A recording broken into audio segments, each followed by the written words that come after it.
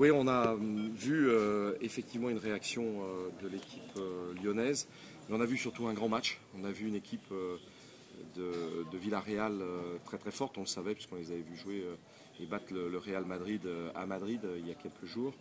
Donc il a fallu non seulement qu'on corrige nos défauts, qui étaient de quelquefois ne pas avoir la possibilité de se transcender, de se surpasser sur le plan mental, d'être un peu dépendant des fêtes de jeu ou des événements.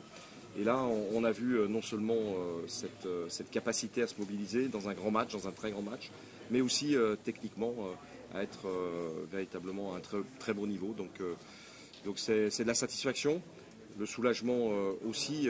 Ceci étant, j'ai toujours eu confiance dans le coach et dans les joueurs.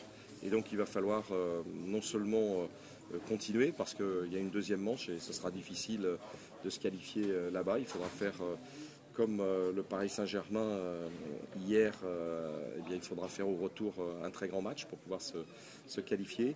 Et puis il faudra aussi se mettre la tête à l'endroit pour reprendre ce qui est quand même l'objectif numéro un, notre route en championnat. Et on sait qu'on sort d'une très mauvaise série. Donc voilà, il faut montrer qu'on peut être régulier. Et dès dimanche, on a une grosse partie à jouer à Lille. Est-ce qu'avec cette victoire ce soir, justement, vous pensez que l'équipe est remise sur les rails ?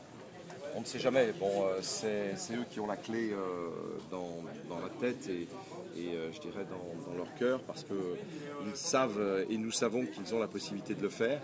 Est-ce qu'ils ont la possibilité de le faire plusieurs fois de suite? Ils l'ont démontré en première partie de championnat. Là, le match de dimanche s'avère être un test très important pour la suite du championnat, mais aussi pour l'aptitude qu'on pourra donner à cette équipe de l'OL de savoir se transcender 2 fois de suite en 3 jours. Et c'est ça qui est le plus difficile. On sait que la remise en cause en football est la chose la plus difficile, et on a vu que quelquefois quand on faisait des exploits, le coup d'après, on était un peu en difficulté. Donc voilà, j'attends tout le monde dimanche après-midi parce qu'il faut qu'on reprenne nos objectifs. Dans les coupes, on y est. Et il faut les reprendre dans le championnat. Président, un mot sur Mariano qui, avec sa grinta en deuxième mi-temps, a fait un petit peu basculer la rencontre en très peu de temps.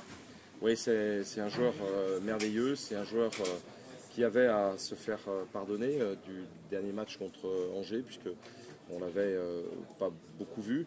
Mais c'est vrai que sur le match de ce soir, il a non seulement mis toute sa puissance, toute sa force, toute sa hargne, mais en plus assorti de gestes techniques de grande qualité. Et donc il a véritablement, contre ses compatriotes de Villarreal, emmené notre équipe de l'Olympique Lyonnais avec un enthousiasme, une persévérance qui fait l'éloge de tous ses collègues et les dirigeants. Que vous inspire Memphis ?